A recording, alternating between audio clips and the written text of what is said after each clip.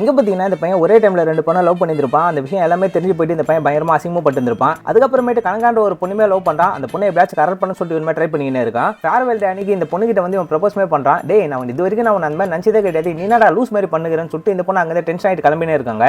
இந்த பையன் ரொம்ப ஃபீல் பண்ணி அழுகுறான். அந்த இடத்துக்கு அவனுக்கு ஃப்ரெண்ட்ஸுக்குமே வரானுங்க. அவங்களை எல்லாருமே யாரோ ஒருத்தன் போட்டு பயங்கரமா அடிச்சுட்டு இருக்கிறான். அதனால செம்ம டென்ஷன் ஆகிட்டு அந்த இடத்துக்கு போய் இவனுமே அடிக்க ஆரம்பிக்கிறான். அடி வாங்கின பசங்களோட அம்மா அப்பாலாம் இந்த பையன் மேல கேஸ் கொடுக்க பாருன்னு சொல்லிட்டு இருக்காங்க. உங்க பையனுக்கு நான் அன்னைக்கே சீட் கொடுக்க மாட்டேன்னு சொன்னா இந்த மாதிரி பொறுக்கித்தனெல்லாம் பண்ணிருக்கான் பாருங்கன்னு சொல்லிட்டு இவங்களும் போட்டு பயங்கரமா திட்டின்னு இருக்காங்க.